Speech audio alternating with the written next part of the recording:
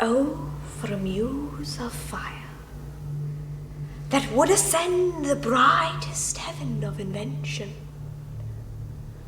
a kingdom for a stage, princes to act, and monarchs to behold the swelling scene. Then should the warlike Harry, like himself, assume the port of Mars, and at his heels, leashed in like hounds, should famine, sword, and fire crouch for employment. But pardon, gentles all, the flat, unraised spirits that hath dared on this unworthy scaffold to bring forth so great an object. Can this cockpit hold the vasty fields of France?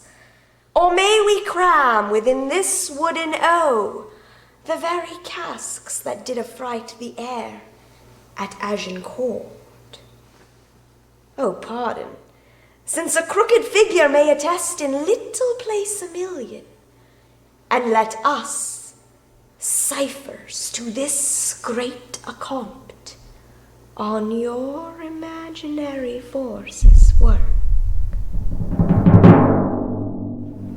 Suppose within the girdle of these walls are now confined two mighty monarchies, whose high, upreared, and abutting fronts the perilous narrow ocean parts asunder. Piece out our imperfections with your thoughts. Into 1,000 parts divide one man, and make imaginary croissants.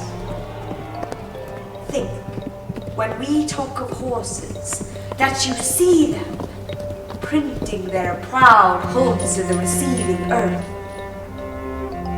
For it is your thoughts that must now deck our kings, carry them here and there, jumping over times, turning the accomplishments of many years into an hourglass. For the which supply, admit me, chorus, to this history, who prologue like your humble patience pray, gently to hear, kindly to judge our play.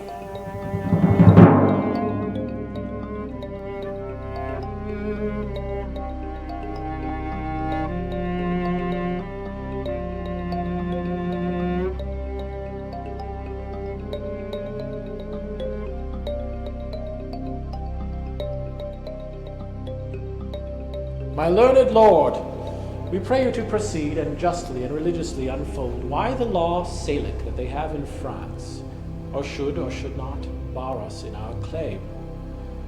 For God doth know how many now in health shall drop their blood in approbation of what your reverence shall incite us to.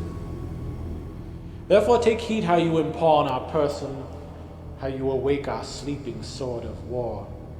We charge you in the name of God, take heed, for never two such kingdoms did contend without much fall of blood. Then hear me, gracious lord, and all you peers that owe yourselves your lives and services to this imperial throne. There is no bar to make against your highness's claim to France, but this, which they produce from Fairmont. Interim Salicum mulieris secutant. No woman shall succeed in Salicland, which Salicland the French unjustly gloze to be the realm of France. King Pepin's title, Hugh Capet's claim, King Louis his satisfaction, all appear to hold in right and title of the female. So do the kings of France unto this day. How be it that they would hold up this Salic law to bar your highness claiming from the female, and rather choose to hide them in a net than amply to embear their crooked titles, usurped from you and your progenitors? May I with right and conscience make this claim? The sin upon my head, dread sovereign. For in the book of Numbers is it writ, When the man dies, let the inheritance descend unto the daughter. Gracious Lord, stand for your own.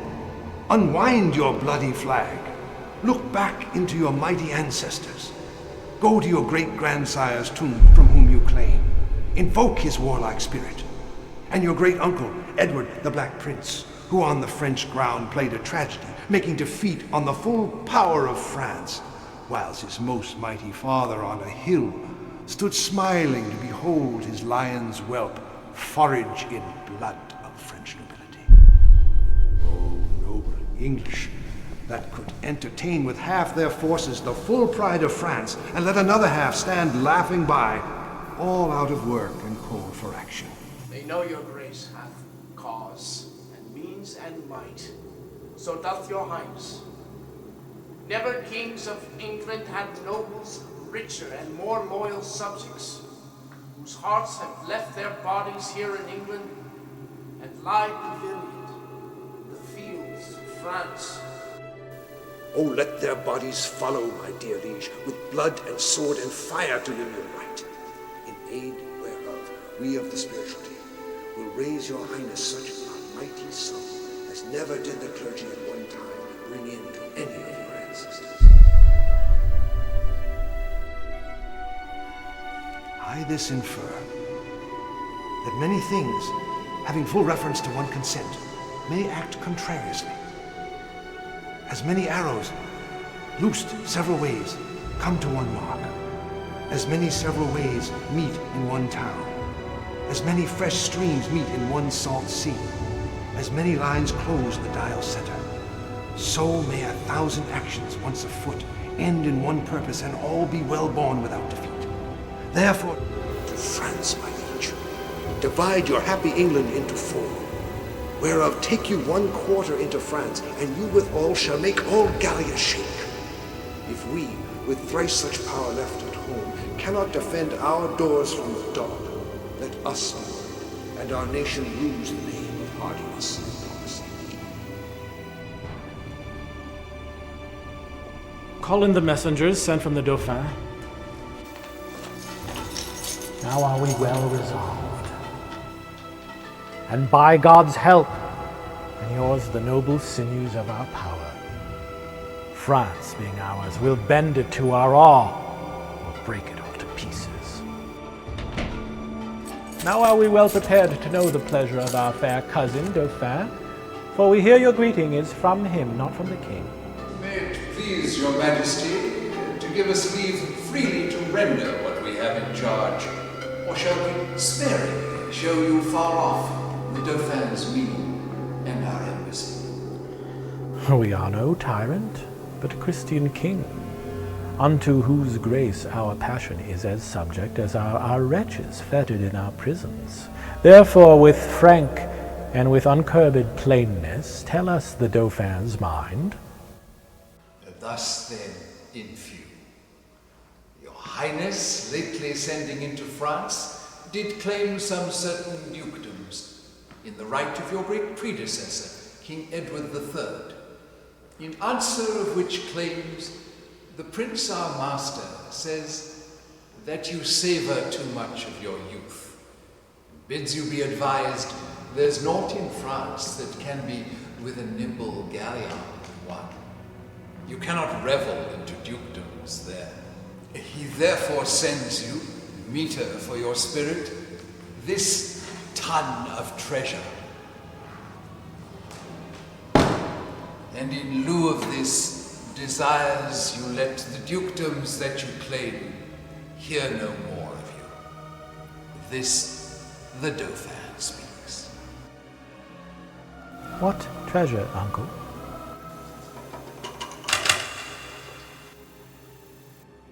Tennis balls, my liege.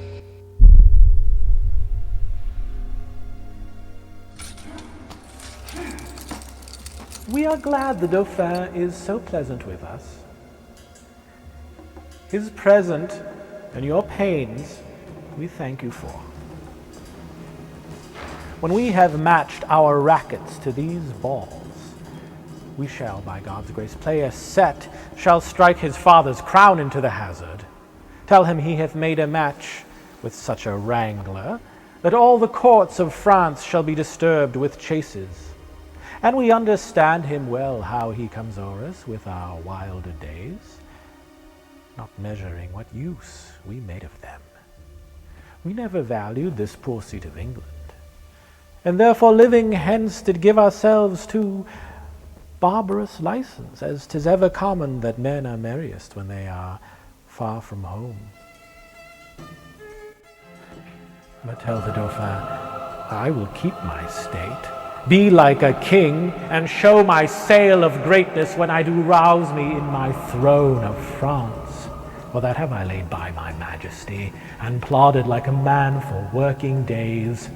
But I will rise there with so full a glory, that I will dazzle all the eyes of France. Yea, strike the Dauphin blind to look on us, and tell the pleasant prince this mock of his hath turned his balls to gunstones, and his soul shall stand sore charged with the wasteful vengeance that shall fly with them. For many 1,000 widows shall this his mock out of their dear husbands, mock mothers from their sons, mock castles down, and some are yet ungotten and unborn that shall have cause to curse the Dauphin's scorn. Yet this lies all within the will of God, in whom I do appeal, and in whose name tell you the Dauphin I am coming on to venge me as I may, and to put forth my rightful hand in a well-hallowed cause. So get you hence in peace, and tell the Dauphin this jest of his will savour but of shallow wit, when thousands weep more than did laugh at it. Convey them with safe conduct. Fare you well.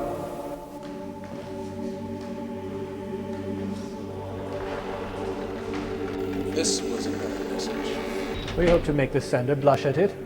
Therefore let every man now task his thought, that this fair action may on foot be brought.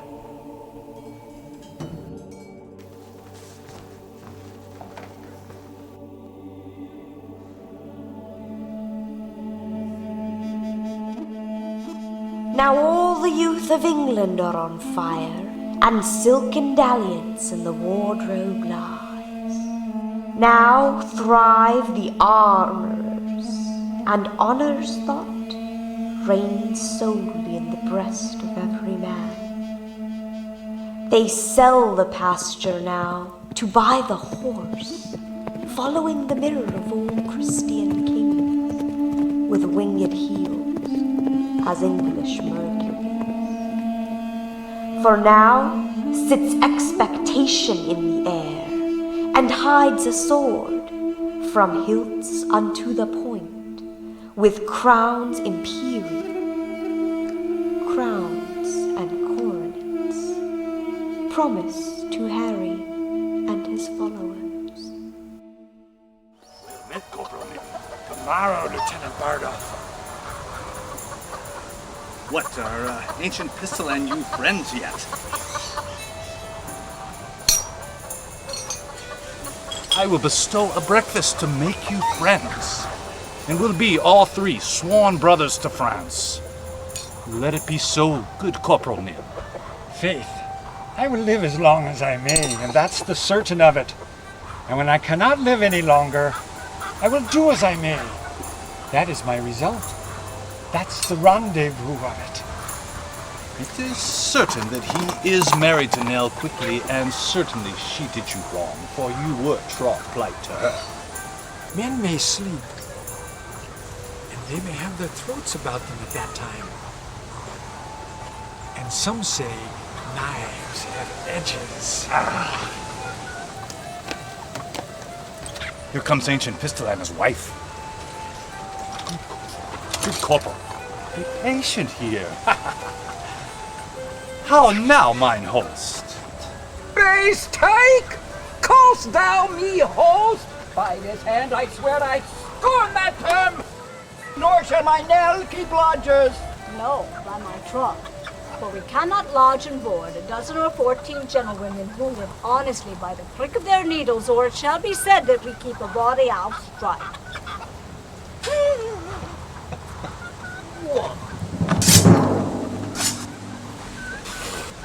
corporal. Good captain. Offer nothing here.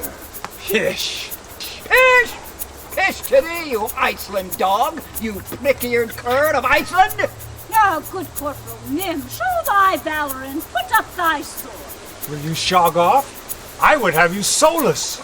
Soulless? Oh, soulless, thou egregious dog, thou viper vile, I'll soulless in thy most marvellous face, and in thy teeth, and in thy throat, and in thy nasty langue morpidi within thy craw, and which is worse, within thy hateful mouth. I do retort this soulless in thy bowels, but I can take, and pistol's cock is up, and flashing fire will follow. I will prick your guts a little, in good terms as I may, and that's the humor of it. Oh, braggart vile, damned furious white! The grave doth gape, and doting death is near, therefore, exhale! Hear me! Hear me what I say! He that strikes the first stroke, I'll run him up to the hills, as I am a soldier. Oh, well, an oath of mickle might. My fury shall be. Give me thy fifth, thy forefoot to me give. Thy spirits are most tall. I will cut thy throat one time or another, in fair terms. That is the humor of it. Cupola gorge, that's the word. I thee defy again. O hound of Crete, think'st thou my spouse to get? I have, and I will hold the quondam quickly as the only she, and caca, that's enough, go to.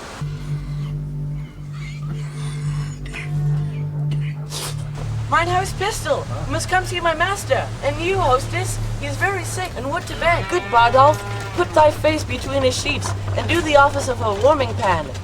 Faith, he is very ill. Away, you rogue! By my troth, he'll yield the crow a pudding one of these days. The king has killed his heart.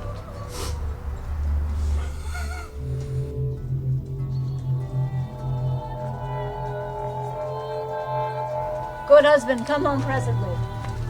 Come, shall I make you two friends? We must to France together. Why the devil should we keep knives to cut one another's throats? Ah, let floods or swell, and fiends for food howl on. You pay me the 8 shillings I won of you at betting? In cash, most justly paid. Well then, that's the humor of it. Oh, if ever you come at women, come in quickly to Sir John. Ah, poor heart, he is so shaked by burning quotidian and it is lamentable to behold. Sweet men, come to him. Let us condole the night. For lambkins, we will live. Oh, England, like little body with a mighty heart, what mightst thou do that honor would thee do, were all thy children kind and natural? But see, thy fault France hath in thee found out, a nest of hollow bosoms that he fills with treacherous crowns, and 3 corrupted men. Smooth and even they do bear themselves, as if allegiance in their bosoms set, crowned with faith and constant loyalty. The king hath note of all that they intend, by interception which they dream not of. Nay, but the man that was his bedfellow, whom he had dealt and cloyed with gracious favors, that he should for a foreign purse so sell his sovereign's life to death and treachery. Now sits the wind fair, and we will aboard. Never was monarch better feared and loved as your majesty. There's not, I think, a subject that sits in heart grief and uneasiness under the sweet shade of your government. True. Those that were your father's enemies have steeped their galls in honey, and do serve you with hearts creative duty and of zeal. We therefore have great cause of thankfulness. So service shall with steelied sinews toil, and labor shall refresh itself with hope, to do your grace incessant services. We judge no less. Uncle of Exeter, enlarge that man committed yesterday that railed against our person. We consider it was excess of wine that set him on, and on his more advice we pardon him. That's mercy. But too much security. Let him be punished, Grace. Lest example breed by his sufferance more of such a kind. Oh, let us yet be merciful. So may your highness, and yet punish too. You show great mercy if you give him life after the taste of much correction. Alas, your too much love and care of me are heavy orisons against this poor wretch. If little faults proceeding on distemper should not be winked at, how shall we stretch our eye when capital crimes, chewed, swallowed, and digested, appear before us? We'll yet enlarge that man, though Cambridge, Scroop, and Grey, in their dear care and preservation of our person, would have him punished. And now to our French causes. Who are the late commissioners? I won, my lord. Your highness bade me ask for it today. So did you mean, And I, my royal son. Then Richard, Earl of Cambridge, there is yours. There yours, Lord Scroop of Massam, and Sir Knight Grey of Northumberland, this same is yours. Read them, and know I know your worthiness. My Lord of Westmoreland and Uncle Exeter, we will aboard tonight. Why, how now, gentlemen? What see you there that you lose so much complexion? Look ye how they change, their cheeks are paper. What read you there that has so cowarded and chased their blood out of the pit?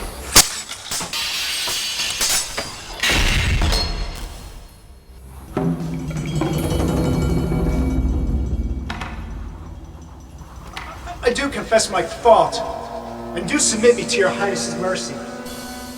to which we all appeal? The mercy that was quick in us but late by your own counsel is suppressed and killed. You must not dare for shame to talk of mercy. Hear your sentence.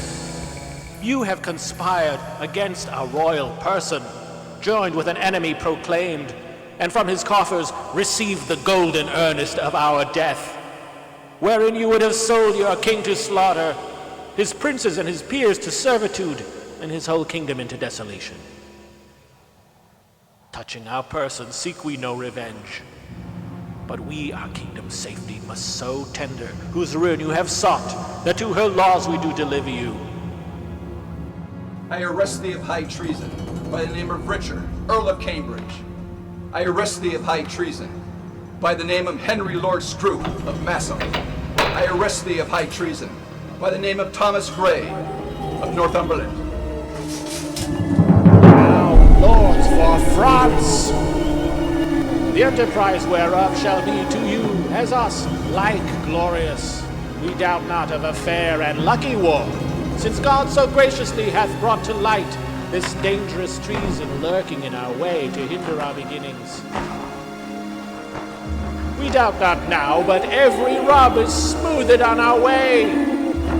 Then forth, dear countrymen, let us deliver our puissance into the hand of God, putting it straight in expedition, cheerly to see the signs of war advance.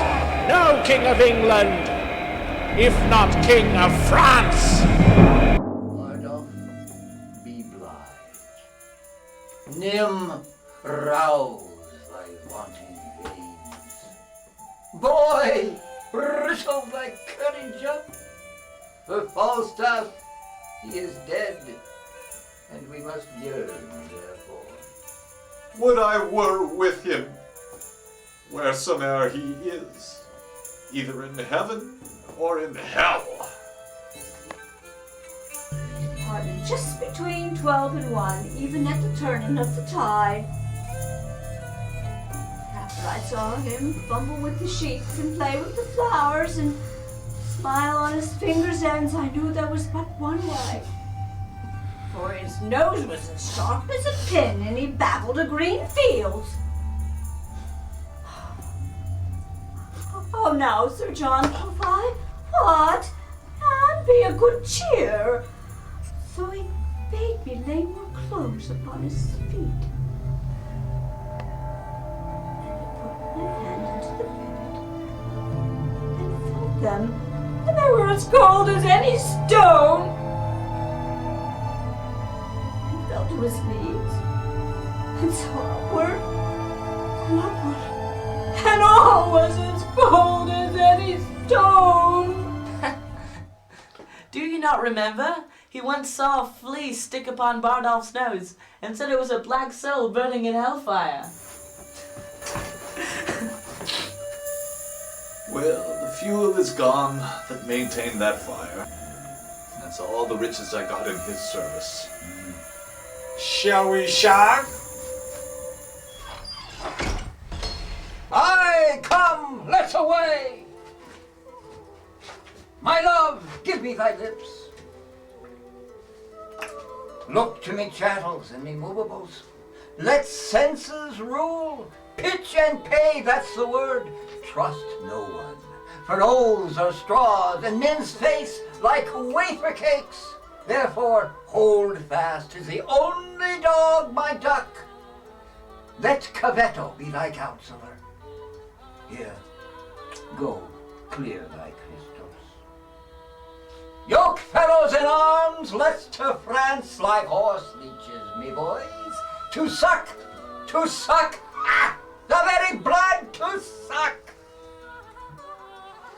And that's but unwholesome food, they say. Touch your soft mouth and march. Farewell, hostess. I cannot kiss. That's the humor of it. But adieu. Let housewifery appear. Keep close by thee command. Farewell. Adieu. Adieu. Adieu, my dear. Adieu. Adieu.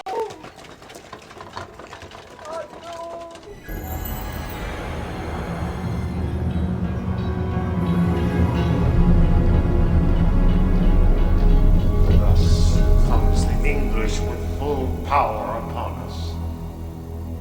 And more than carefully it us concerns to answer royally in our defenses. Therefore, the Dukes of Bray and Bretagne, Brabant and Orleans shall make forth, and you, Prince Dauphin, with all swift dispatch, to line and new repair our towns of war with men of courage and with means defended. For England, his approaches makes as fierce as waters to the sucking of a gulf. It fits us then to be as provident as fear may teach us. Out of late examples left by the fatal and neglected English upon our fields. I say, 'tis meet we all go out to view the sick and feeble parts of France, and let us do it with no show of fear. No more. If we heard England were busied with the Winch and Morris dance. Or my good, she is so idly king, her scepter so fantastically borne, by a vain, giddy, shallow, humorous youth, that fear attends her not. Oh, peace, Prince Dauphin. Think we King Harry strong. And princes, look you strongly on to meet him. The kindred of him hath been fleshed upon us. He is bred of that same bloody strain that haunted us in our familiar past. Witness our too much memorable shame when Crisnay battle fatally was struck, and all our princes captured by the hand of that black name Edward, Black Prince of Wales, whiles that his mountain sire, on mountain standing up in the air, crowned with the golden sun, saw his heroical seed, and smiled to see him mangle the work of nature, and deface the patterns that, by God and by French fathers, had 20 years been made. This is a stamp of that victorious stock, and let us fear the native mightiness and fate of him. Ambassadors from Harry, King of England, do craving embassy, Majesty. We'll give them present audience. Go and bring them in. You see? This chase is hotly followed, friends. Good, my sovereign. Take up the English short, and let them know of what a monarchy you are the head. Self-love, my liege, is not so vile a sin as self-neglecting. From our brother of England. From him. Thus he greets your majesty. He wills you in the name of God Almighty that you divest yourself and lay apart from the borrowed glories that by gift of heaven, by law of nature and of nations, belongs to him and to his heirs, namely the crown, and all of the wide-stretched honors that pertain to the customs and the ordinance of times unto the crown of France. Or else what follows? Bloody constraint. For if you hide the crown even in your hearts, there will he ring for it. Therefore in fierce tempest is he coming, in thunder, and in earthquake, like a Jove, that if requiring fail, he will compel. He bids you in the bowels of the Lord, deliver up the crown, and to take mercy on the poor souls for whom this hungry war opens its vasty jaws. Tomorrow you shall bear our full intent back to our brother of England. For the Dauphin, I stand here for him, or to him for me. Scorn and defiance, slight regard, contempt, and anything that may not misbecome the mighty sender, doth he prize you out. Thus says my king. Tomorrow you shall know our mind and full. Dispatch us with all speed, lest our king come here himself to question our delay. For he is footed on this man already. You shall be soon dispatched with fair condition. The night is but small breath and little pause to answer matters of this consequence.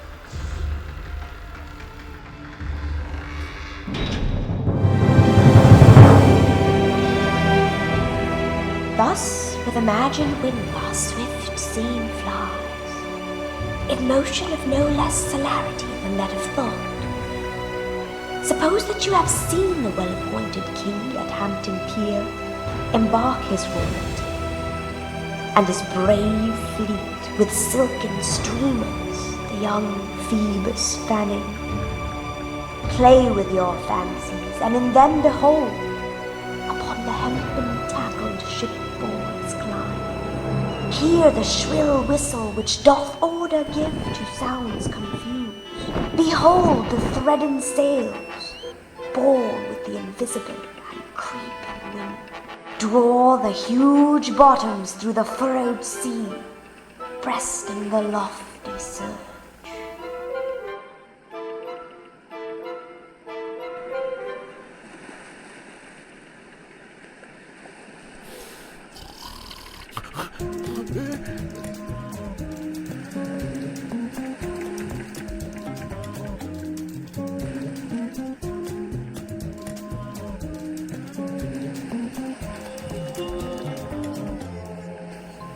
Oh, do but think you stand upon the rivage and behold a city of the inconstant billows dancing.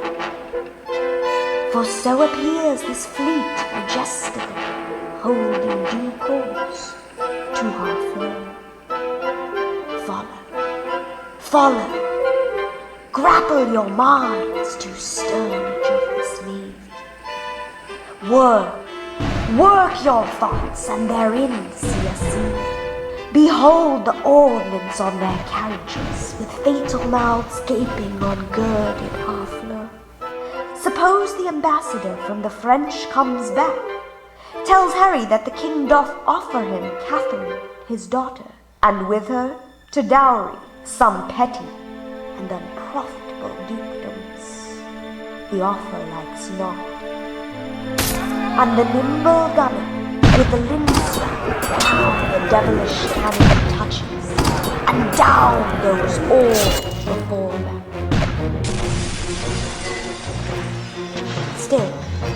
Be calm and eke out our performance with your mind.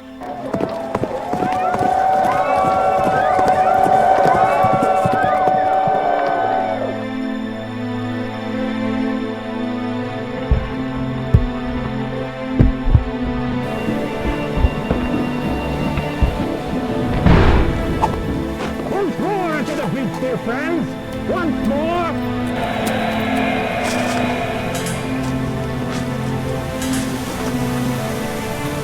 Or close the wall up with our English dead.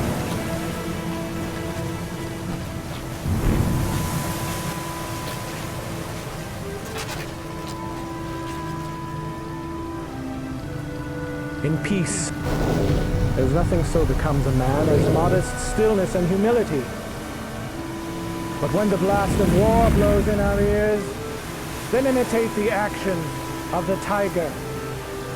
Stiffen the sinews, summon up the blood, disguise fair nature with hard-favored rage, then lend the eye a terrible aspect, that it prizes the portage of the head like a brass cannon, but the brow all whelmet as fearfully as doth the galled rock, or hang and jutty his confounded base, swilled with the wild and wasteful ocean.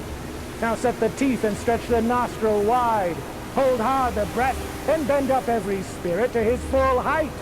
On, you noblest English, whose blood is fed from fathers of war proof. Fathers who, like so many Alexanders, have in these parts from morn till even fought, and sheathed their swords for lack of argument. Dishonor not your mothers, now attest that they who you called father did beget. Be copy now to men of grosser blood, and teach them how to war. And you, good yeomen, whose limbs were made in England, show us here the mettle of your pasture. Let us swear that you are worth your breeding, which I doubt not, since there is none of you so mean and base that hath not noble luster in your eye. I see you stand like greyhounds in the slips, straining upon the star. The game's afoot! Follow your spirit, and upon this charge cry, God for Harry, England, and St. George!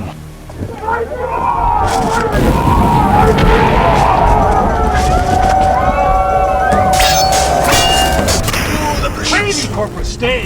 The knocks are too hot. For mine own part, I have not a case of lives. The humor's too hot. That is the very plain song of it.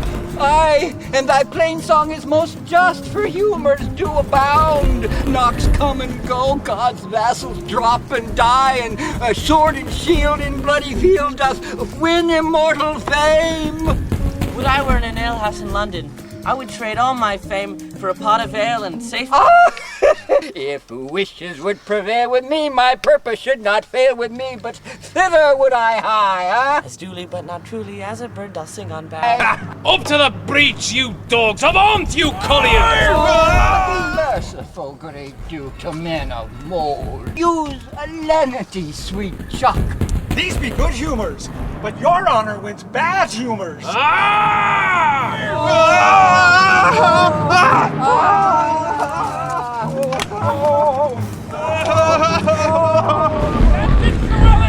You must come presently to the mines! The Duke of Gloucester would speak with you! To the mines? Tell you the Duke, it is not so good to come to the mines. For look you, the mines is not according to the disciplines of the war. The concavities of it is not sufficient. For look you, the adversary you may discuss unto the Duke, look you, is digged himself 4 yards under the countermines. By Jesu, I think I will blow up all if there is not better directions. Duke of Gloucester, to whom the order of the siege is given, is altogether directed by an Irishman, a very valiant gentleman of faith. It is Captain McMorris, is it not? I think it be. By Jesu, he is an ass, as in the world. I will verify as much in his beard.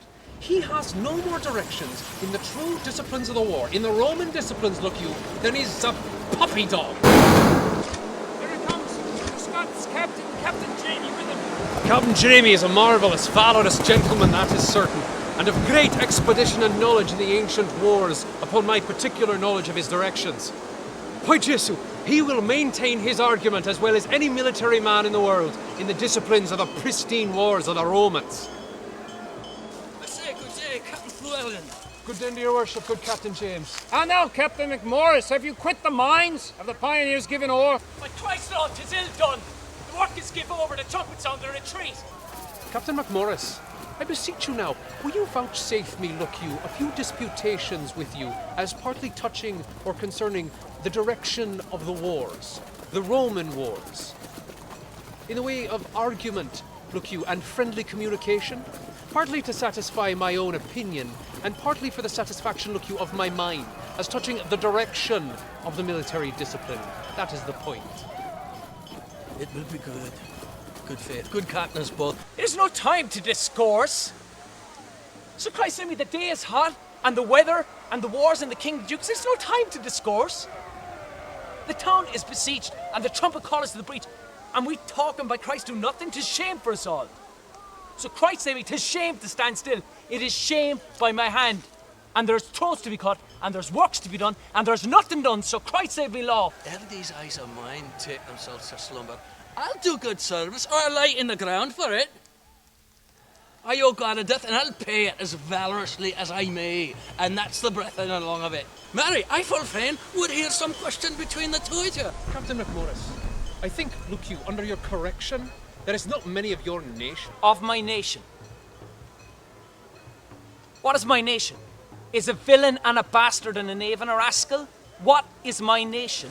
If you take the matter otherwise than as is meant, Captain McMorris, peradventure, I will think that you do not use me with that affability as in discretion you ought to use me, being as good a man as yourself, both in disciplines of the war, derivation of my birth, and other particularities. I do not know you so good a man as myself. So Christ save me, I will cut off your head. Gentlemen both, you will mistake each other. Oh, yeah, that's a foul fault. The town sounds a parley!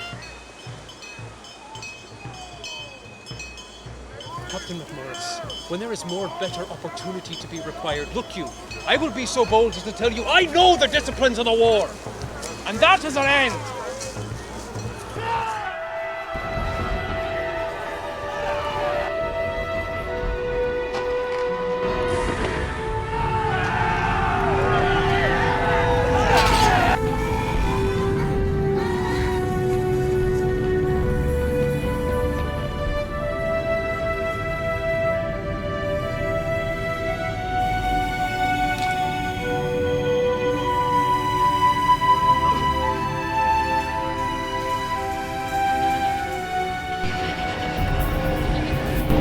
Resolves the governor of the town. This is the latest parley, we will admit. Therefore, to our best mercy give yourselves, or like to men proud of destruction, defy us to our worst. For as I am a soldier, a name which in my thoughts becomes me best. If I begin the battery again, I will not leave the half-achieved Harfleur till in her ashes she lies buried. The gates of mercy shall be all shut up. And the fleshed soldier, rough and hard of heart and liberty of bloody hand, shall range with conscience wide as hell, mowing like grass your fresh, fair virgins and your flowering infants. What is it then to me if impious war, arrayed in flames like to the prince of fiends do, with his besmirched complexion all fell feats and linked to waste and desolation? What is to me when you yourselves are cause, if your pure maidens fall into the hand of hot and forcing violation? What reign can hold licentious wickedness, when down the hill he holds his fierce career? We may as bootless spend our vain command upon the enraged soldier in his spoil, as send precepts to the Leviathan to come ashore.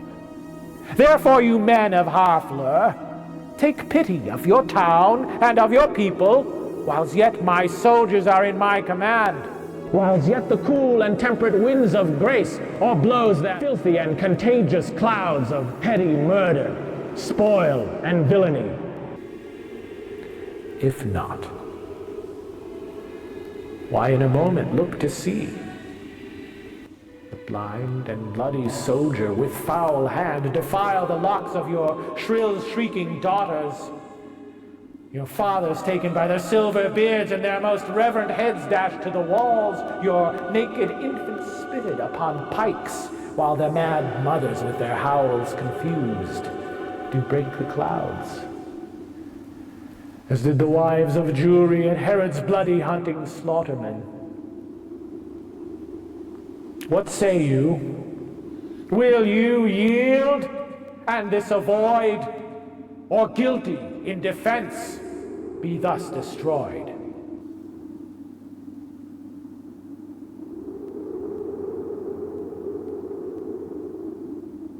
Our expectation hath this day an end. The Dauphin, whom of succor we entreated, returns us that his force is not yet ready to raise so great a siege. Therefore, dread King, we yield our town and lives to thy soft mercy. Enter our gates, dispose of us and ours, for we no longer are defensible. Open your gates.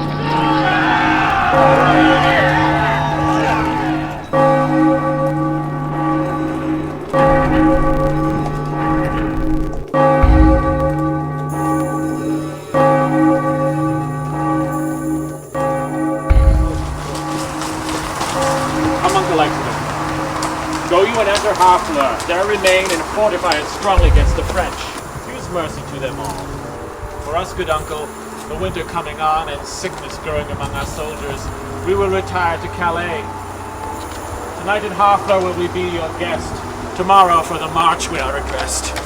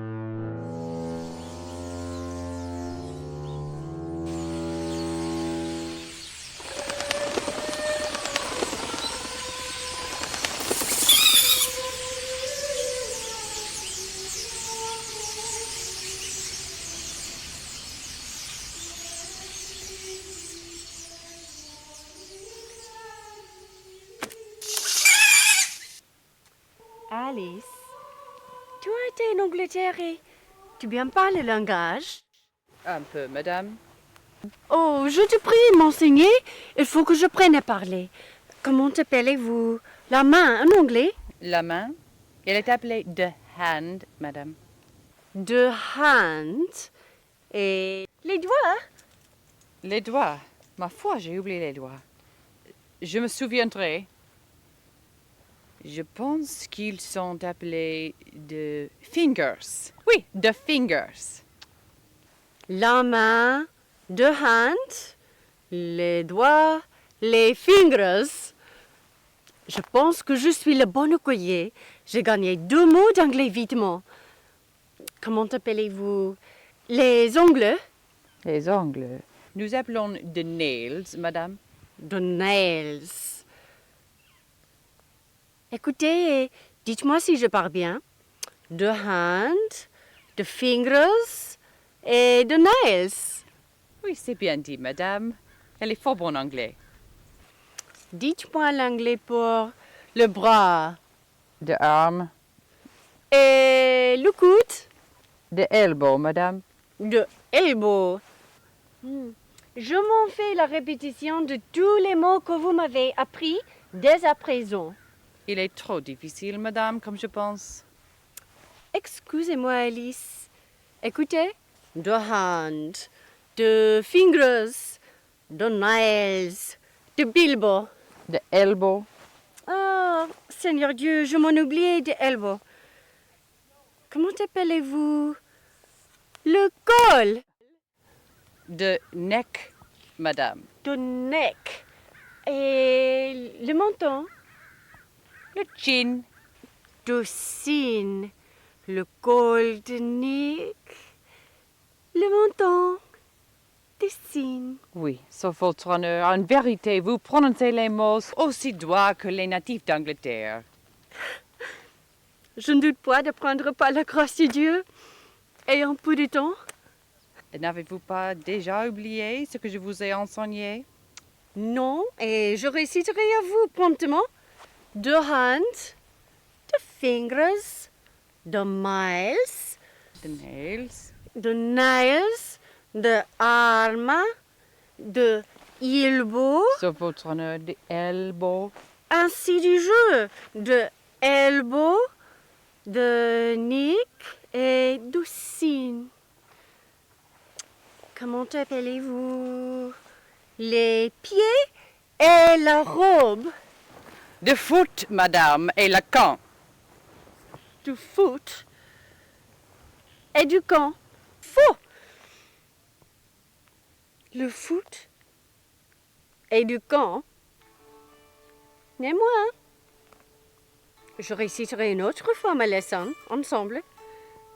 The hand, the fingers, the nails, the arm, the elbow, the neck, the chin, du foot et du camp. Excellente, madame. C'était assez pour une fois. Allons-nous à dîner?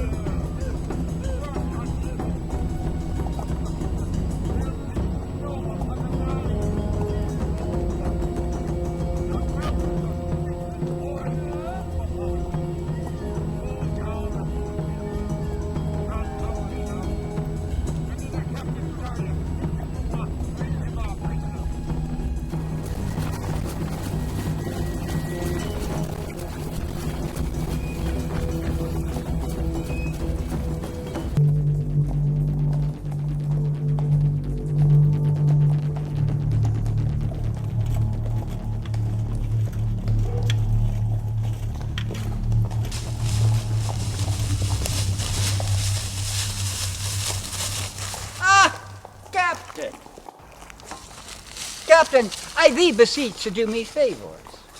The Duke of Exeter doth love thee well. Aye, I praise God, and I have merited some love at his hands.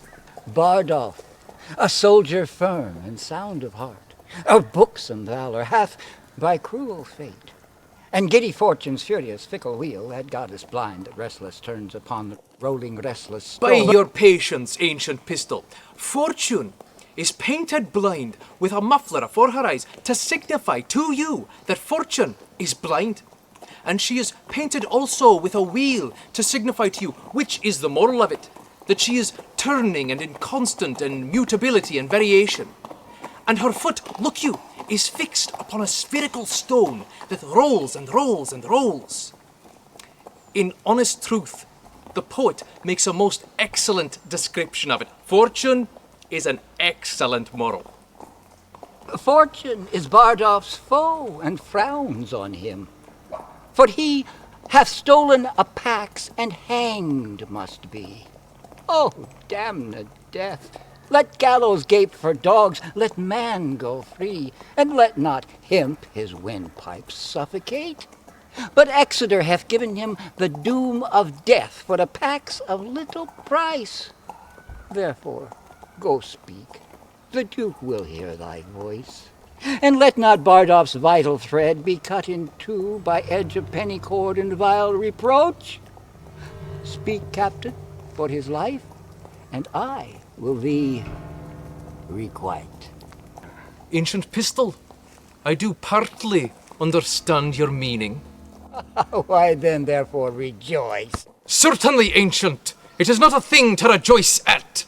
For if, look you, he were my brother, I would desire the Duke to use his good pleasure and put him to execution. For discipline ought to be used. Why, die and be damned! Fico for thy friendship! It is well. The fig of Spain! Very good. Ah!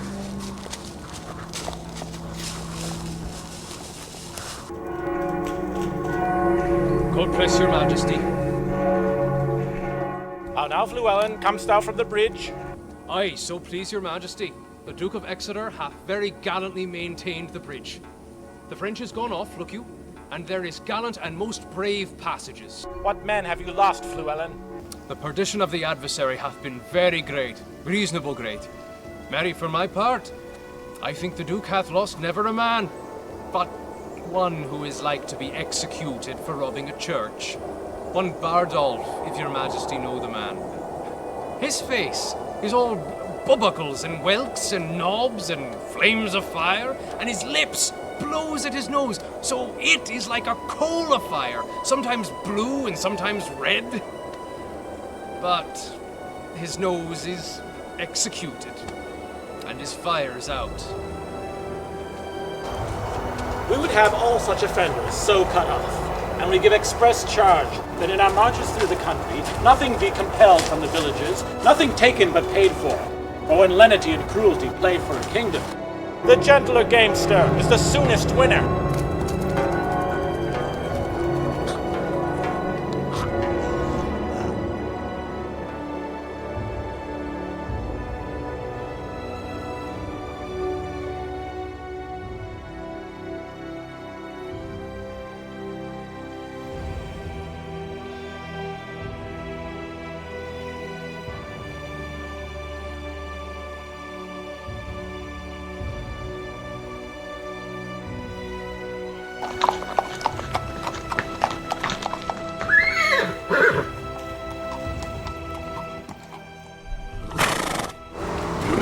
By my habit.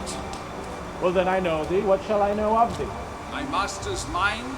Unfold it. Thus says my king.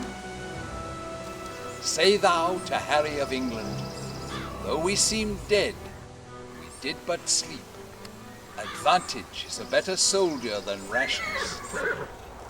Tell him we could have rebuked him at Harfleur, but that we thought not good to bruise an injury till it were full ripe. We speak now upon our cue, and our voice is imperial.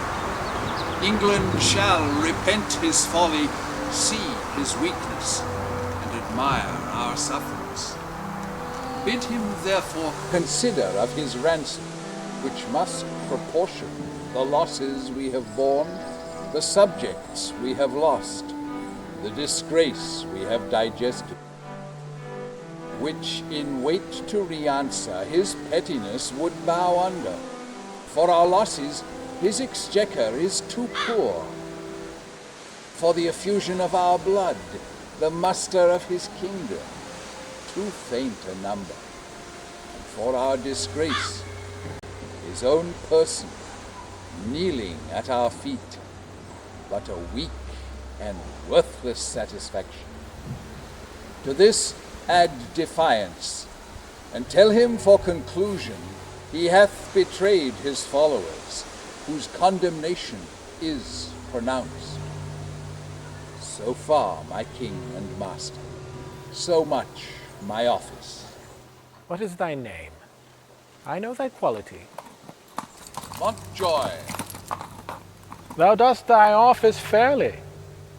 Turn thee back, and tell thy king I do not seek him now, but could be willing to march on to Calais without impeachment, or to say the sooth, though 'tis no wisdom to confess so much unto an enemy of craft and vantage. My people are with sickness much enfeebled, my numbers lessened, and those few I have almost no better than so many French, who when they were in health, I tell thee, Harold, I thought upon one pair of English legs did march 3 Frenchmen. Forgive me, God, that I do brag thus. This your heir of France hath blown that vice in me. I must repent. Go therefore tell thy master, here I am. My ransom is this frail and worthless trunk, my army but a weak and sickly guard. But God before, tell him we will come on, though France himself and such another neighbor stand in our way. There's for thy labor, Montjoy. Go bid thy master well advise himself. If we may pass, we will. If we are hindered, we shall your tawny ground with your red blood discolor.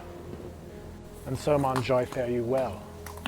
The sum of all our answer is but this: we do not seek a battle as we are, though as we are, we say we will not shun it. So tell your master. I shall deliver so, thanks to your highness.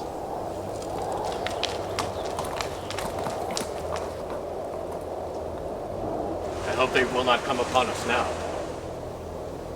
We are in God's hand, brother, not in theirs. March on to the bridge. It now draws toward night. Beyond the river we'll encamp ourselves, and on tomorrow bid them march away.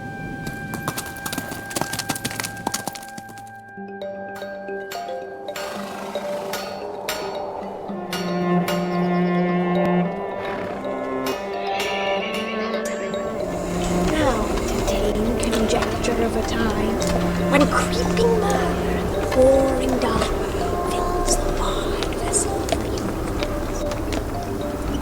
From camp to camp, through the foul moon of night, the hum of either army stilly sounds, that the fixed sentinels almost receive, the secret whispers of each other's watch. Fire answers fire, and through their paly flames, each battle sees the other's unmoved. Steed threatens steed in high and boastful names, piercing the night's dull.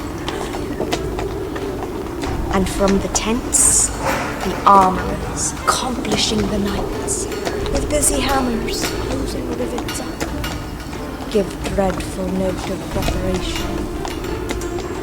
The country cocks do crow, the clocks do toll, and the 3rd hour of drowsy old maid. Proud of their numbers and secure in soul, the confident and over-lusty French to the low-rated English play at dice, and chide the crippled, tardy-gated knight, who like a foul and ugly witch doth limp so tediously away.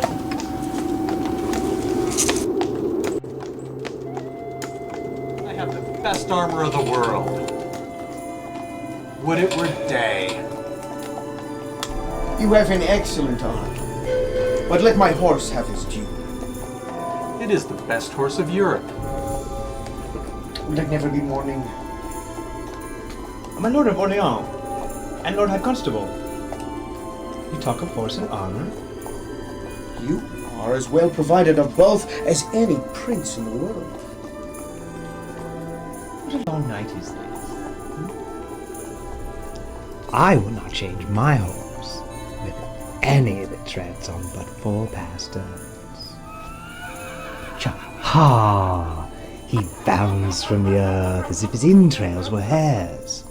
Le cheval volant, the Pegasus, qui a les narines de feu. When I bestride him, I soar. I am a hawk. He trots the air.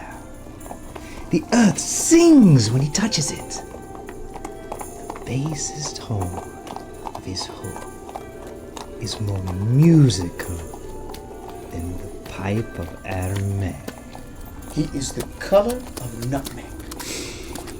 And the heat of the ginger. Indeed, my lord.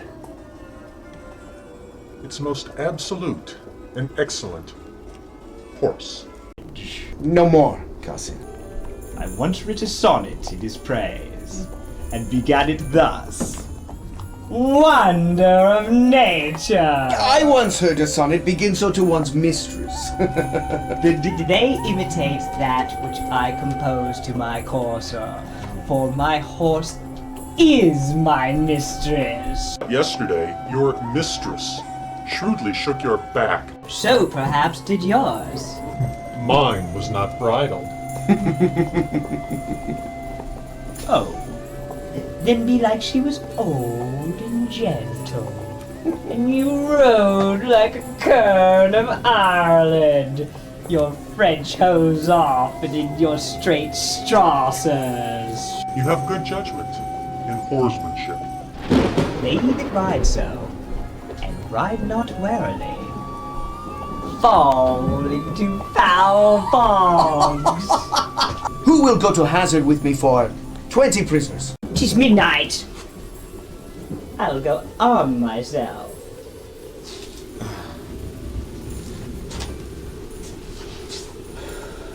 The Dauphin longs for morning. He longs to eat the English. I think he'll eat all he kills. I know him to be valiant. I was told that by one that knows him better than you. What's he? Mary, he told me so himself. And he said he cared not who knew it. What a wretched and peevish fellow is this King of England, to mope with his fat-brained followers so far out of his knowledge. Now is the time to arm ourselves. Come, shall we about it? It is now 2 o'clock, but let me see. By 10, we shall have each 100 Englishmen. The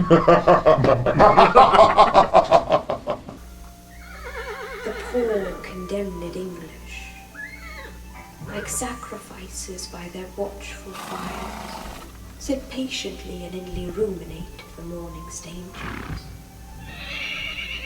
And their gestures sad, investing lank-lean cheeks and war-torn coat, presenteth them unto the gazing moon so many horrid ghosts.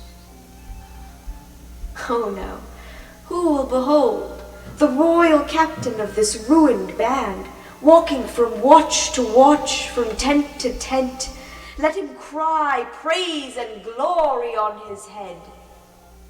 For forth he goes, and visits all his host, bids them a good morrow, and calls them brothers, friends, and countrymen.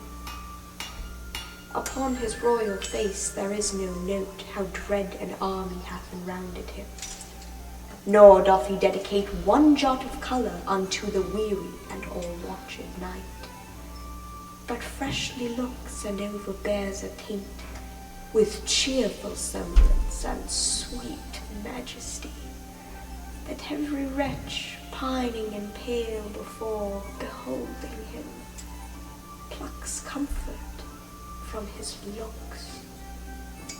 a largess universal, like the sun, his liberal eye doth give to everyone. Thawing cold fear that mean and gentle awe, behold, as may unworthiness define, a little touch of Harry in the night. Good morrow, Sir Thomas Eppingham. A good soft pillow for that good white head were better than this churlish turf of France. So, my liege, this lodging likes me better, since I may say, now lie I like a king. 'Tis good for men to love their present pain upon example, so is the spirit eased. Lend me thy cloak, Sir Thomas. Brother Bedford, commend me to the princes in our camp. Do my good morrow to them, and anon desire them all to my pavilion. We shall, my liege. The Lord in heaven bless thee, noble Harry.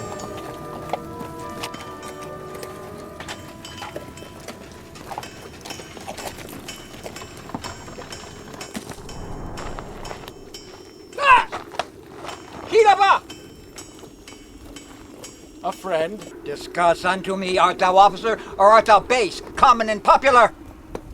I am a gentleman of a company. Trailst thou the puissant height? Even so, what are you? As good a gentleman as the emperor. Then you are a better than the king. The king's a bullock and a heart of gold. I kiss his dirty shoe, and from heartstring I love the lovely bully. What is thy name? Harry Leroy. Leroy. A Cornish name. Art thou of Cornish crew? No, I'm a Welshman. Knowest thou Fluellen? Yes. Tell him I'll knock his leek about his page upon St. Davy's Day. Do not wear your dagger about your cap on that day, lest he knock that about yours. Art thou his friend? And his kinsman, too. A fico for thee, then! I thank you. God be with you. My name is Pistol Called. It sorts well with your fierceness.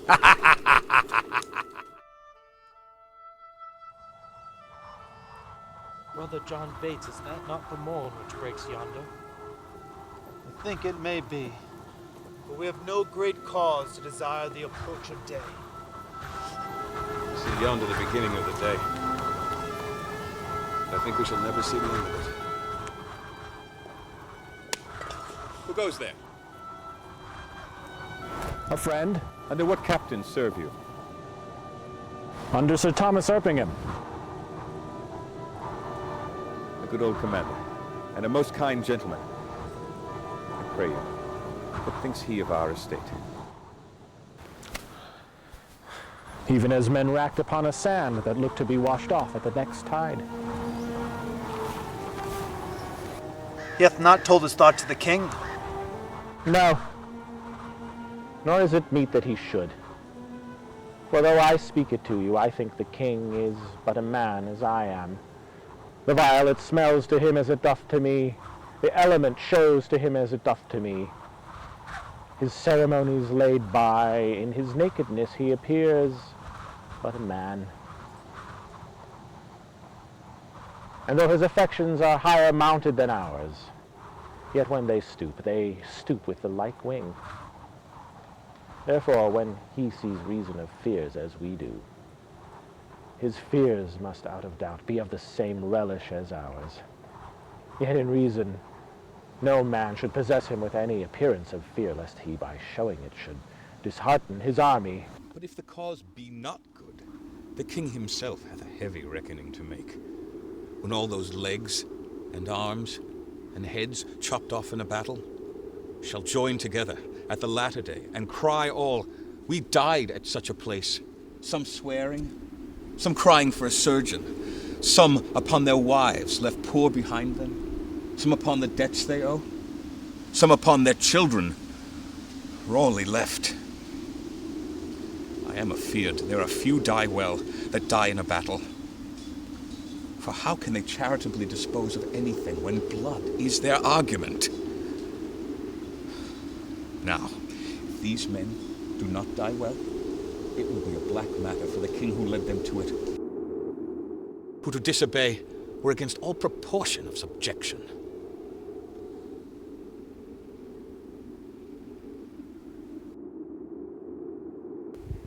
There is no king, be his cause never so spotless. When it comes to the arbitrament of swords, can try it out with all unspotted soldiers. Some, peradventure, have on them the guilt of premeditated and contrived murder. Some of beguiling virgins with the broken seals of perjury. Some making the wars their bulwark, that have before gored the gentle bosom of peace with pillage and robbery. Therefore should every soldier in the wars do as every sick man on his bed, wash every mote out of his conscience. 'Tis certain.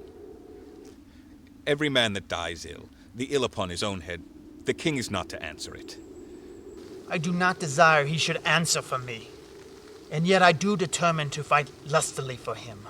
I myself heard the king say he would not be ransomed. Aye, aye. He said so to make us fight cheerfully.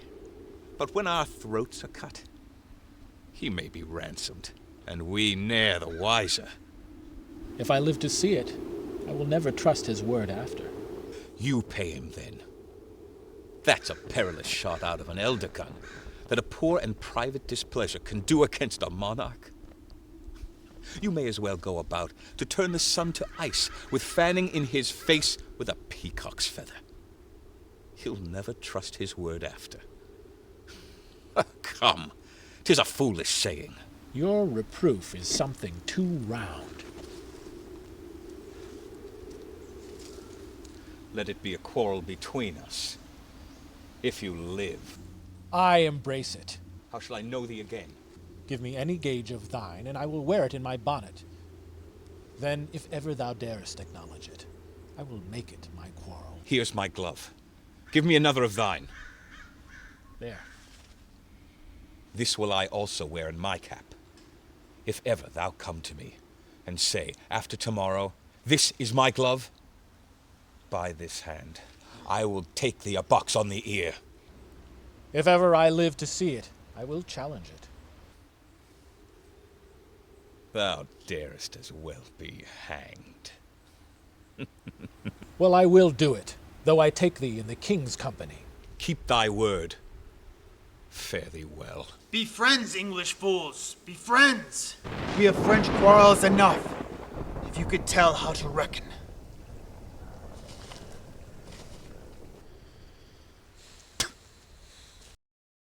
Upon the king. Let our lives, our souls, our debts, our careful wives, our children, and our sins lay on the king. We must bear all. O hard condition, twin-born with greatness, subject to the breath of every fool, whose sense no more can feel but his own wringing. What infinite heart's ease must kings neglect that private men enjoy? And what have kings that privates have not too, save ceremony, save general ceremony? And what art thou, thou idle ceremony? What kind of god art thou, that sufferest more of mortal griefs than do thy worshippers? What are thy rents? What are thy comings in? O ceremony, show me but thy worth. What is thy soul, O adoration? Art thou aught else but place, degree, and form, creating awe and fear in other men, wherein thou art less happy being feared than they in fearing? Ah, be sick great greatness, and bid thy ceremony give thee cure. Think'st thou the fiery fever will go out with titles blown from adulation? Canst thou, when thou command'st the beggar's knee, command the health of it? No, thou proud dream that plays so subtly with the king's repose. I am a king that find thee, and I know 'tis not the balm, the scepter and the ball, the sword, the mace, the crown imperial, the farced title running for the king, the throne he sits on, nor the tide of pomp that beats upon the high shore of this world. No, not all these thrice gorgeous ceremony, not all these laid in bed majestical, can sleep so soundly as the wretched slave, who with a body filled and vacant mind gets him to rest, crammed with distressful bread. never sees horrid night, the child of hell. But like a lackey from the rise to set, sweats in the eye of Phoebus, and all night sleeps in Elysium.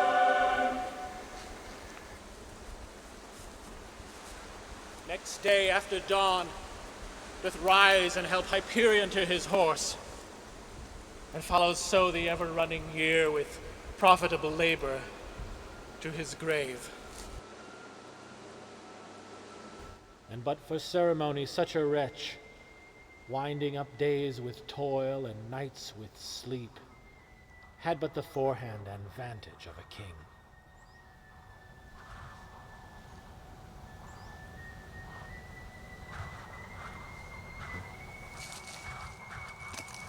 My lord, your nobles, jealous of your absence, seek through your camp to find you. Good old knight, collect them all together at my tent. I'll be before thee.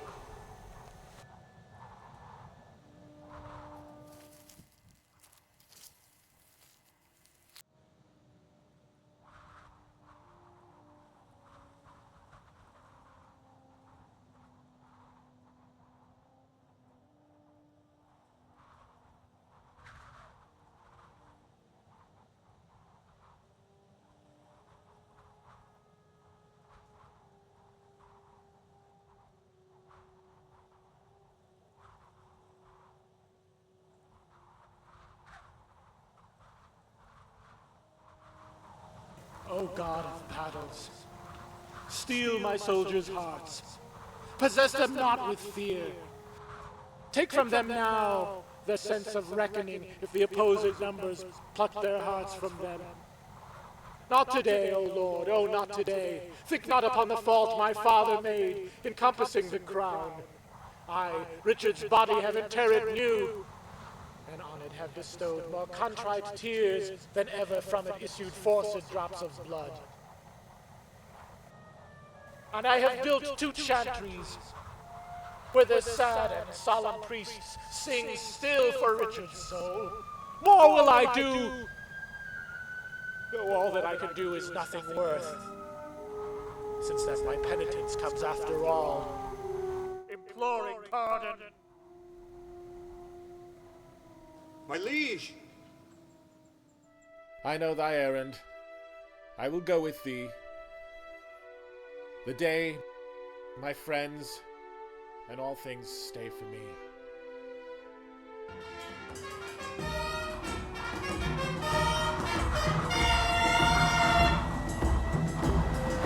The sun doth gild our armor, not my lords!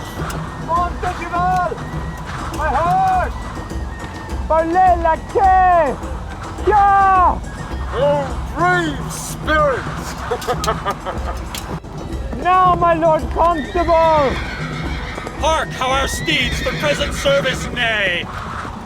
Mount them, and make incision in their hides so that their hot blood may spin in English eyes, and doubt them with superfluous courage, yeah!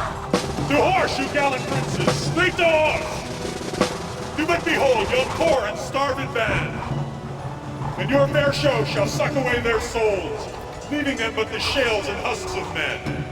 There is not work enough for all our hands, scarce blood enough in all their sickly veins, to give each naked curtal axe a stain, that our French gallants today shall draw out, and sheathe for lack of sport. Let us but blow on them. The vapor of our valor shall overturn them. So let the trumpet sound the tucket sonnets, and the note to mount. For our approach shall so much dare the field, that England shall couch down in fear and yield. So we go send them dinners and fresh food, and provender for the fasting horses, and after go fight with them. Come away! The sun is high, and we outwear the day.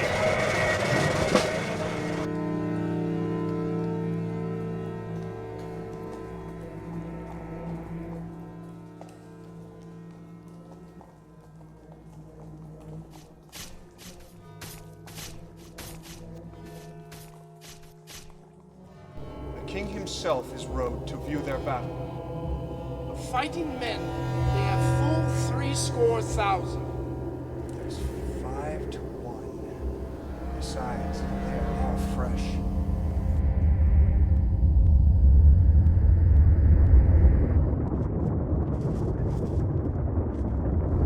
Oh, that we now had here but 1/10,000 of those men in England that do no work today. What's he that wishes it so? My cousin Westmoreland. No, gentle cousin. If we are marked to die, we are enough to do our country loss. And if to live, the fewer men, the greater share of honor. God's will, I pray thee, wish not one man more. By Jove, I am not covetous for gold, or care I who doth feed upon my cost. It yearns me not if men my garments wear, such outward things dwell not in my desires. But if it be a sin to covet honor, then I am the most offending soul alive. No, faith, my coz, wish not a man from England. God's peace, I would not lose so great an honor as one man more methinks would share from me.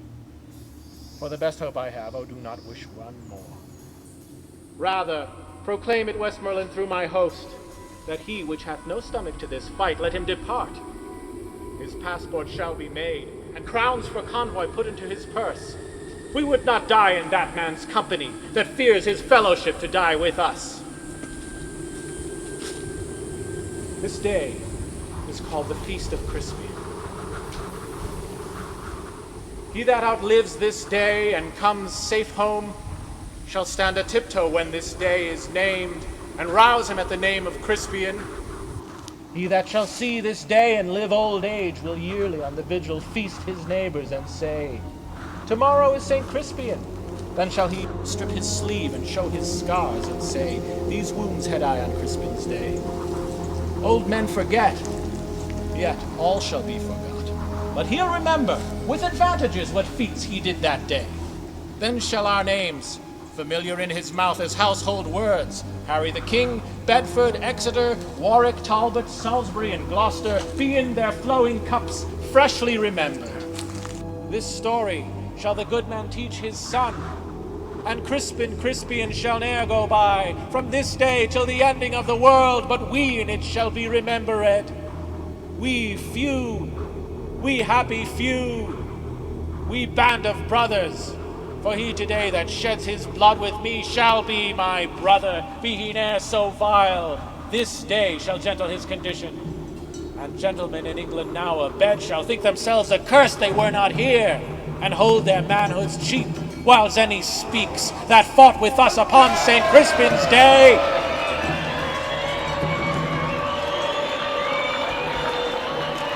All things are ready, if our minds be so. Perish the man. The mind is backward now. Thou dost not wish more help from England, coz? God's will, my liege. Would you and I alone, without more help, could fight this royal battle? Why, now thou hast unwished 5,000 men, which likes me better than to wish one more. You know your places. God be with you all.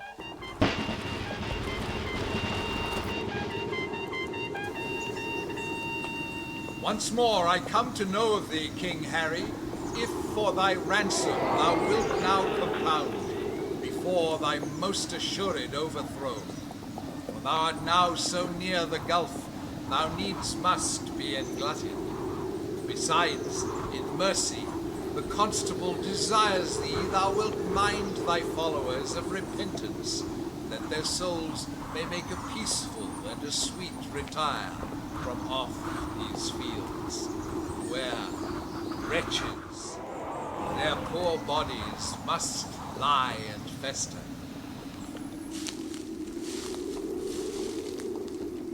Who hath sent thee now? The Constable of France. I pray thee bear my former answer back. Good God, why should they mock poor fellows thus? The man that once did sell the lion's skin while the beast lived was killed with hunting him. Many of our bodies shall no doubt find native graves. upon the which I trust shall witness live in brass of this day's work. And those that leave their valiant bones in France, dying like men though buried in your dunghills, they shall be famed, for there the sun shall greet them, and draw their honors reeking up to heaven, leaving their earthly parts to choke your clime, the smell whereof shall breed a plague in France. Mark then abounding valor in our English, that being dead, like to the bullet's grazing, breaks out into a second course of mischief, killing in relapse of mortality. Let me speak proudly. We are but warriors for the working day. Our gayness and our guilt are all besmirched with rainy marching in the painful field. There's not a piece of feather in our host. Good argument, I hope we will not fly, and time hath worn us into slovenry. But by the mass, our hearts are in the trim, and my poor soldiers tell me yet ere night they'll be in fresher robes, or they'll pluck the gay new coats or the French soldiers' heads, turning them out of service. If they do this, and if God please they shall, by ransom then will soon be levied. Herald, save thou thy labor. Come thou no more for ransom, gentle herald. They shall have none, I swear, but these, my joints, which if they have, as I will leave them, shall yield them little. Tell the constable. I shall, King Harry. And so, farewell. Thou never shalt hear herald any more. I fear thou wilt once more come again.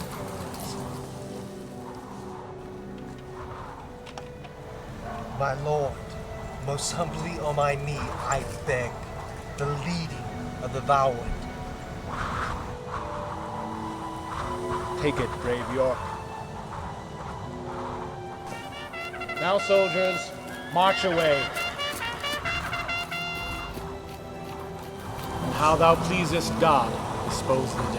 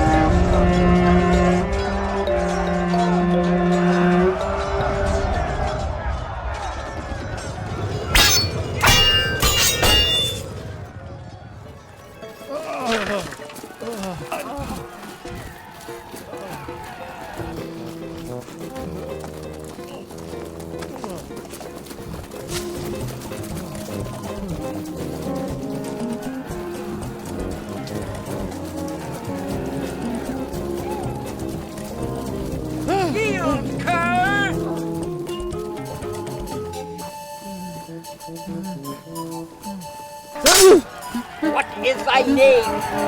Art thou a gentleman? Discuss! Oh, Senor Mew. Oh, Senor Du, thou should be a gentleman. Perpend my words, oh, Senor Du. Thou diest on point of box, oh, Senor Du, unless thou yield up to me egregious ransom, or I will fetch thy rim out at thy throat in drops of crimson blood. Il impossible j'appelle la voix de ton bras. Brass, cur, thou damned illustrious mountain goat, thou offerest me brass! Pardonnez-moi. Moi! Boy, come down here, tell me, what is his name? Écoutez, comment vous appelez? Monsieur Fair. He says his name is Master Fair. Master Fair. Tell him I'll fair him, and fuck him, and ferret him. I do not know French for fair and ferret and ferret. Bid him prepare, but I will cut his throat. Petit monsieur, que dit-il? Il me commande de vous dire que vous faites prête. Il va couper votre gorge. Oh oui, couper la gorge, ma boy. Mangled shalt thou be by this, my sword. What are his words? He prays you to save his life. He is a gentleman of good house, and for his ransom he will give you 200 crowns. As I suck blood, I will some mercy show. Follow me!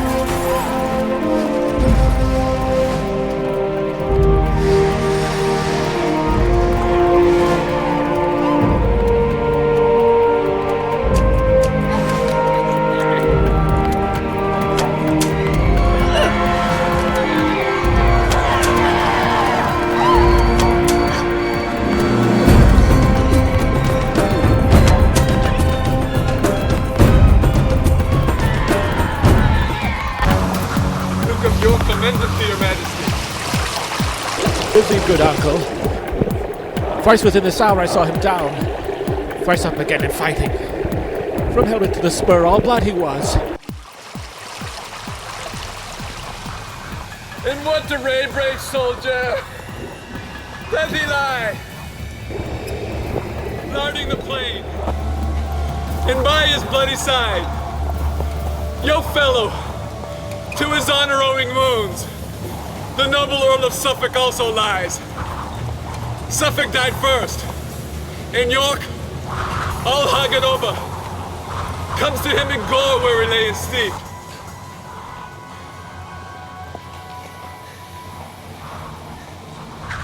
He said, "Dear my lord, commend my service to my sovereign." So did he turn, and over Suffolk's neck he threw his wounded arm and kissed his lips and espoused to death with blood. He sealed a testament of noble ending love. The prettiest sweet manner of it brought these waters from mine eyes. Then I would have stopped, but I had not so much of man in me. And all of my mother came into mine eyes. It gave me up to tears. But here it is.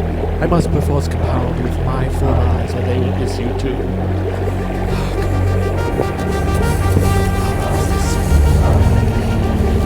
The French have reinforced their scattered men. Then let every soldier kill his prisoner. Give the word through.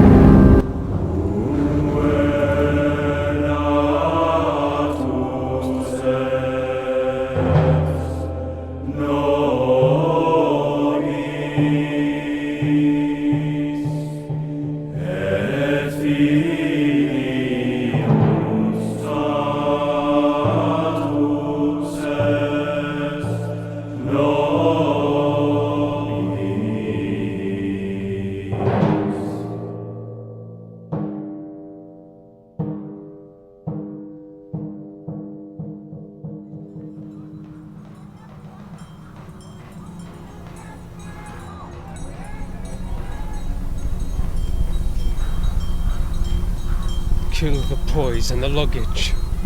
'Tis expressly against the law of arms. 'Tis as errant a piece of knavery, mark you now, as can be offered. And your conscience now, is it not? Certainly. There's not a boy left alive. And the cowardly rascals that ran from the battle had done this slaughtering. Besides, they burned and carried away all that was in the king's tent.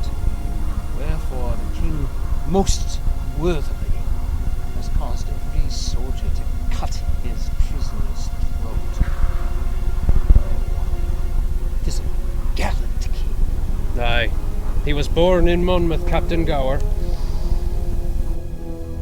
Here comes his majesty.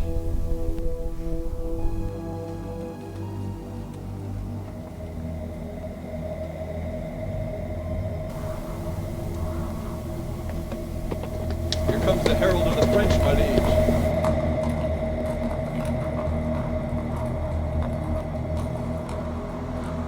How now, herald? Knowest thou not that I have fined these bones for ransom? Comest thou again for ransom? No, great king. I come to thee for charitable license, that we may freely wander o'er this bloody field, to book our dead, and then to bury them, to sort our nobles from our common men. For many of our princes, woe the while, lie drowned and soaked in mercenary blood. So do our vulgar drench their peasant limbs in blood of princes, and their wounded steeds fret fettlock deep in gore, and with wild rage yerk out their armed heels at their dead masters, killing them twice. Oh, give us leave, great king, to view the field in safety and dispose of their dead bodies. I tell thee truly, herald, I know not if the day be ours or no, for yet a many of your horsemen peer and gallop o'er the field. The day is yours. Praise be God, and not our strength for it. What is this castle called that stands hard by? They call it Agincourt. Then call we this the field of Agincourt, fought on the day of Crispin Crispian.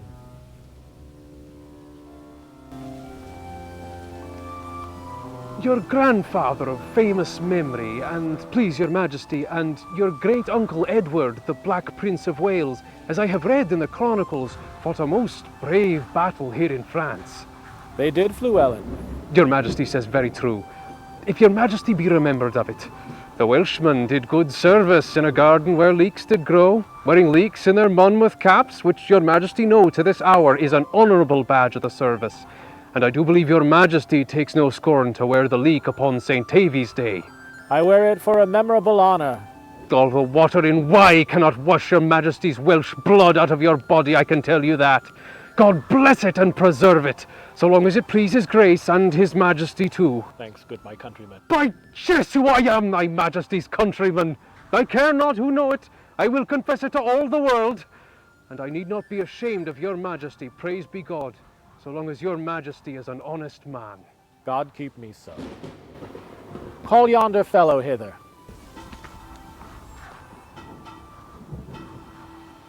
Soldier, why wearest thou that glove in thy cap? And to please your majesty, 'tis the gage of one I should fight withal, if he be alive. An Englishman. And to please your majesty, a rascal, that swaggered with me last night, who, if alive, and ever dare to challenge this glove, I have sworn to take him a box on the ear. What thinkst thou, Captain Llewellyn? Is it fit this soldier keep his oath? He is a craven and a villain else, and please your majesty in my conscience. It may be his enemy is a gentleman of great sort, quite from the answer of his degree. Though he be as great a gentleman as the devil is, as Lucifer and Beelzebub himself, it is necessary, look your grace, that he keep his vow and his oath. If he be perjured, his reputation is as errant a villain and jacksauce as ever his black shoe trod upon God's ground and earth in my conscience law. Then keep thy vow, sirrah, when thou meetst the fellow. So I will, my liege, as I live. Give me thy glove, soldier. Look, here is the fellow of it. 'Twas I indeed thou promised to strike, and thou hast given me most bitter terms. And please your majesty, let his neck answer for it, if there be any martial law in the world. How canst thou make me satisfaction? All offenses, my lord, come from the heart. Never came any from mine that might offend your majesty. It was ourself thou didst abuse. Your majesty came not like yourself. You appeared to me but as a common man. Witness the night, your garments, your lowliness, and what your highness suffered under that shape. I beseech you, take it for your own fault and not mine. For had you been as I took you for, I made no offense. Therefore, I beseech your highness, pardon me. Give him the crowns, and captain, thou must needs be friends with him. By this day and this light, the fellow has metal enough in his belly. Here is 12 pence, and I pray you, to serve God, and to keep out of all brawls and brabbles and quarrels and dissensions, and I warrant it will serve you well. I will none of your money. This is with a good will. I can tell you it will serve.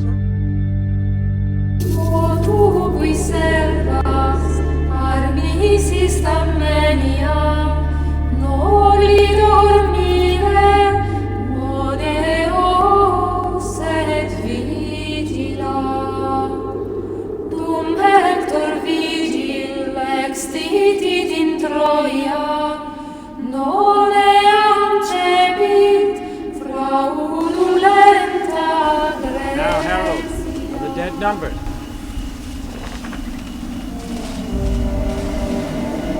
This note doth tell me of 10,000 French that in the field lie slain.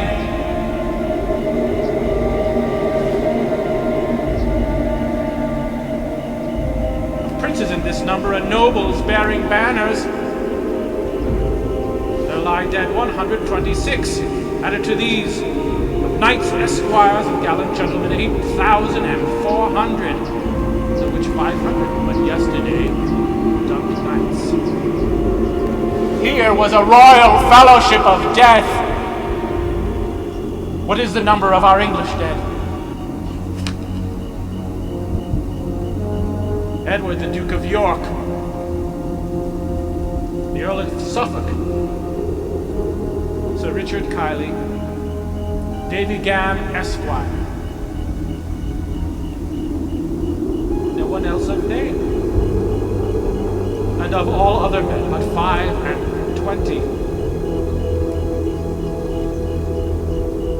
Oh God, thy arm was here, and not to us, but to thy arm alone ascribe we all. Do we all holy rites. Let there be sung non nobis and Te Deum. The dead with charity enclose in clay. And on to Calais, and to England then, where ne'er from France arrived more happy men.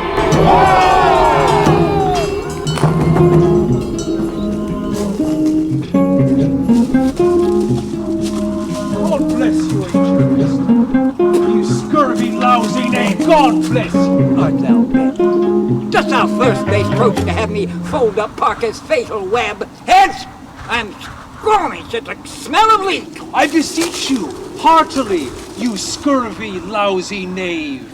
At my desires and my requests and my petitions to eat, look you, this leek? Because, look you, you do not love it, nor your affections and your appetites and your digestions does not agree with it. I would desire you to eat it. Not for Cadwallader and all his goats! There is one goat for you. Will you be so good, scald knave, as eat it? Base Trojan, thou shalt die! Aye. You say very true, scald knave, when God's will is. I will desire you to live in the meantime, and eat your victuals. Come! There is sauce for it! You did call me yesterday mountain squire. Well, I will make of you today a squire of low degree. I pray you fall to. If you can mock a leek, you can eat a leek. Bite, I pray you. Must I bite? Yes, certainly, and out of doubt, and out of question, and ambiguities. By this leek I will most horribly revenge. I eat, I swear! Eat, I pray you. Will you have some more sauce for your leek? There is not enough leek to swear by. Quiet thy cudgel, thou dost see I eat. Much good do you, scald knave, heartily.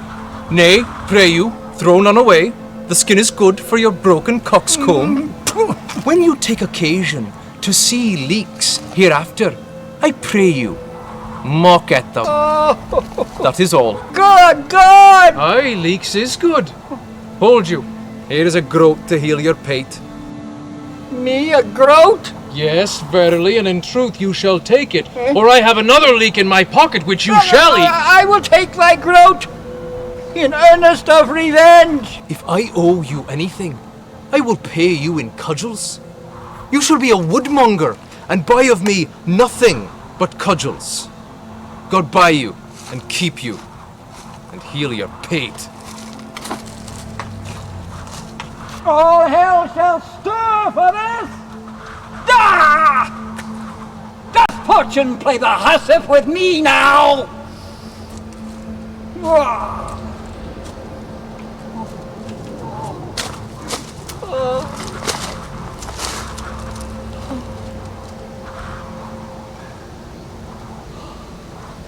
News have I that my Nell is dead.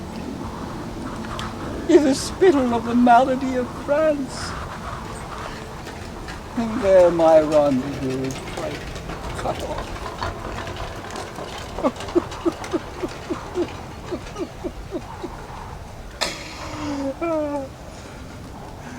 Old I do wax, and from my weary limbs,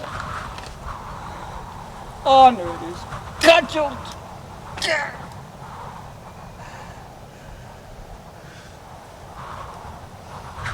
Well, bored I'll turn, and something lean to cut purse a quick hand. To England will I steal, and there I'll steal. And patches will I get unto these cudgel scars, and swear I got 'em in the Gallia Wars.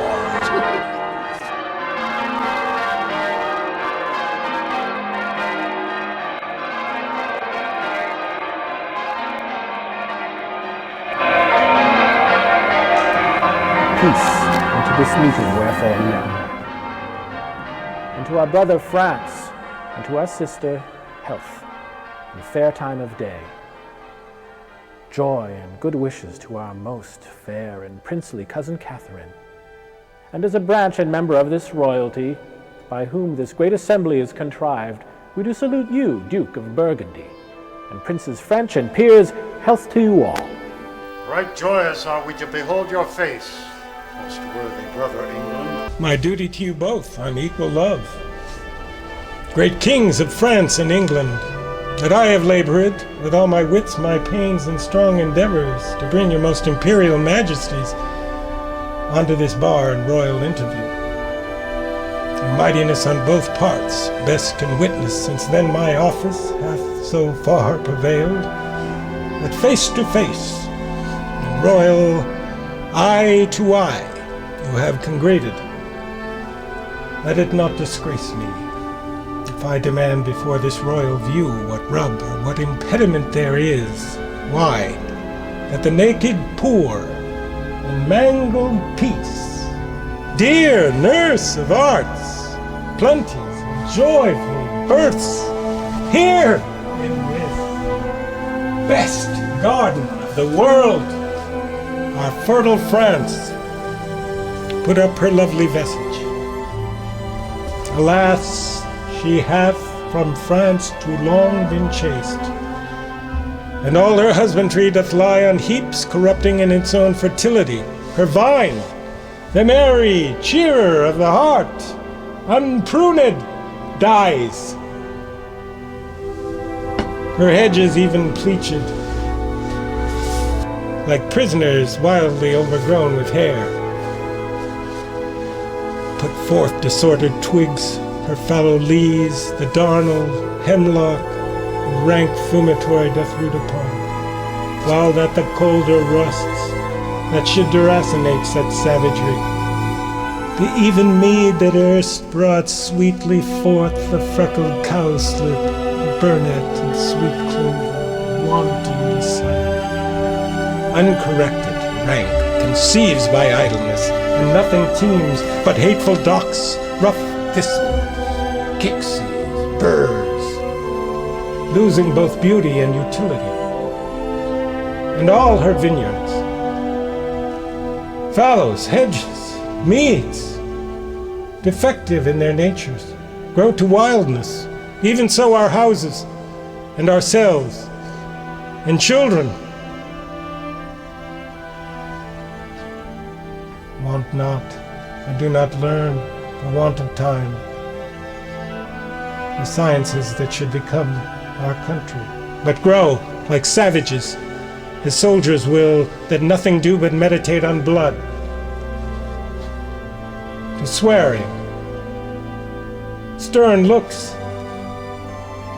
diffused attire, and everything that seems unnatural, which to reduce into our former favor you are assembled. My speech entreats that I may know the let why gentle peace should not expel these inconveniences and bless us with her former qualities.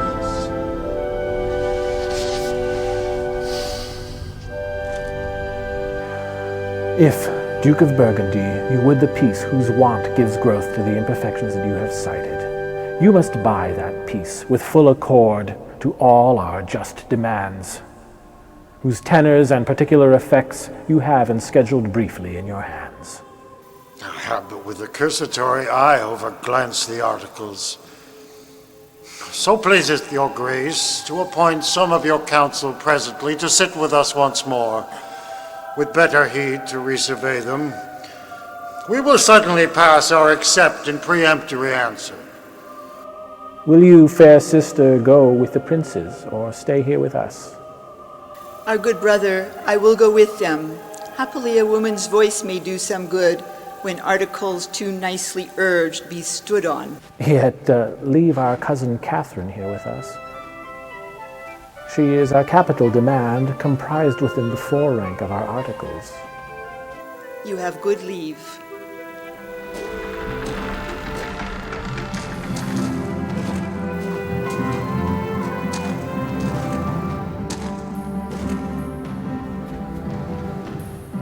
Fair Catherine, and most fair, will you vouchsafe to teach a soldier terms such as may enter at a woman's ear and plead his love suit to her gentle heart? Your Majesty will mock at me. I cannot speak your England. Oh, fair Catherine, if you will love me soundly with your French heart, I will be glad to hear you confess it brokenly with your English tongue. Do you like me, Kate? Pardonnez-moi, I cannot tell what is like me. An angel is like you, Kate, and you are like an angel.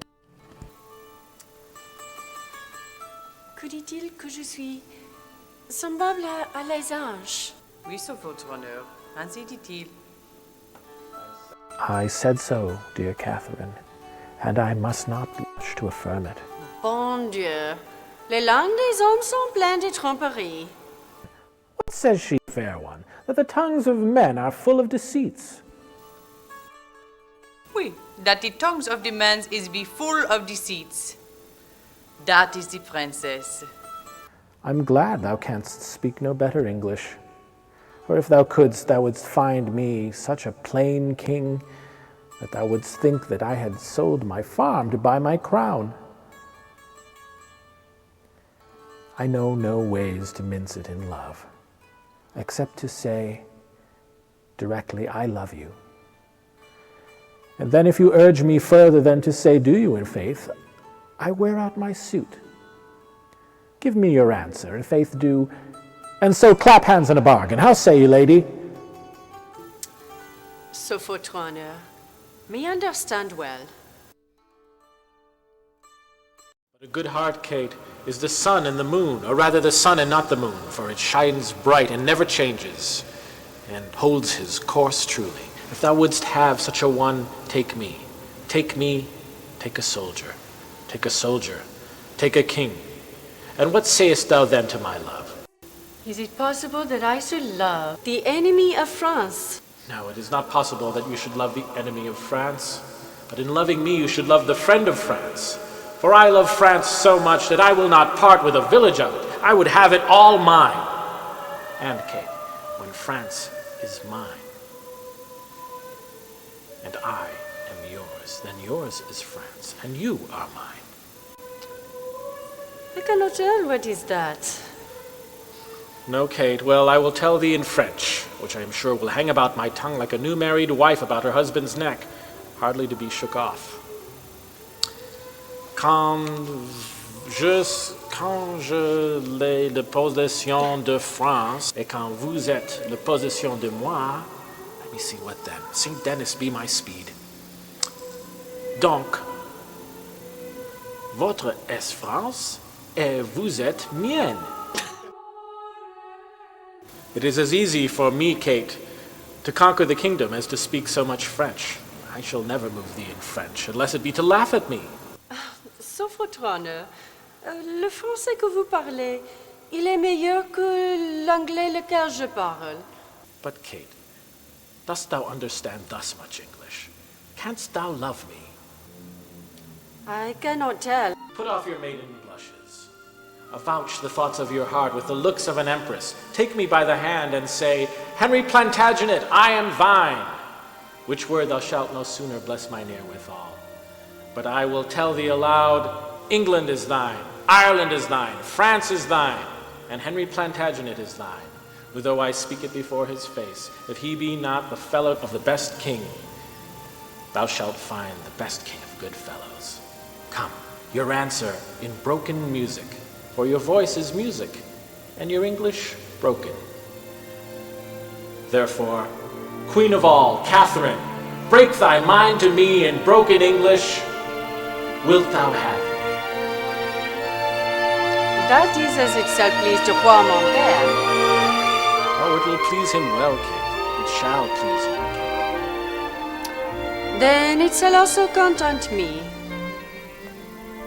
Upon that I kiss your hand and call you my queen. Laissez! Excusez-moi, je vous supplie, mon très puissant seigneur. Then I shall kiss your lips, Kate. Les dames et demoiselles, pour être baisées devant leurs noces, il n'est pas la coutume de France. Madam, my interpreter, what says she? That it is not the fashion for the ladies of France. I cannot tell what is baiser en English. To kiss. Your Majesty entend better que moi. It is not a fashion for the maids in France to kiss before they are married, would she say? Oh, Kate, nice customs curtsy to great kings. Dear Kate, you and I cannot be confined within the weak list of a country's fashion. We are the makers of manners, Kate, and the liberty that follows our places stops the mouths of all fine faults, as I will do yours for upholding that nice fashion of your country and denying me a kiss. Therefore, patiently and yielding,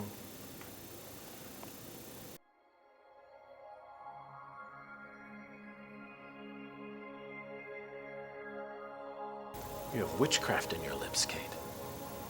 And there is more eloquence in a sugar touch of them than in the tongues of the French council. And they should sooner persuade Harry of England than a general petition of monarchs.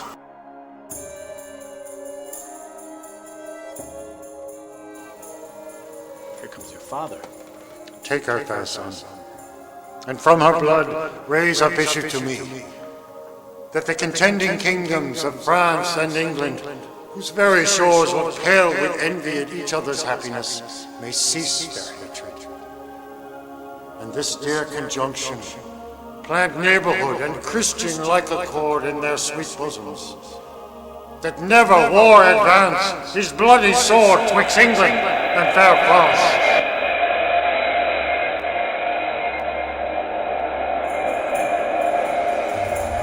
God save your majesty, my royal cousin. Teach you our princess English. I would have her learn, my fair cousin, how perfectly I love her, and that is good English. Pardon the frankness of my mirth if I answer you for that. If you would conjure in her, you must make a circle. If conjure up love in her in his true likeness, he must appear naked and blind. Can you blame her then, being a maid, yet rosed over with a virgin crimson of modesty, if she deny the appearance of a naked blind boy in her naked seeing self? It were, my lord, a hard condition for a maid to consign to. Then, good my lord, teach your cousin to consent, winking. I will wink on her to consent, my lord, if you will teach her to know my meaning. For maids well summered and kept warm are like flies at Bartholomew tide, blind, though they have their eyes. And then they will endure handling, which before would not abide looking on. Now welcome, Kate, and bear me witness all, that here I kiss her as my sovereign queen. Prepare we for our marriage, on which day, my lord of Burgundy, we'll take your oath, for surety of our leaves. Then shall I swear to Kate, and you to me, and may our oaths well kept and prosperous be. Thus far, with rough and all unable pen, our bending author hath pursued the story. In little room, confining mighty men, mangling by starts the full course of their glory.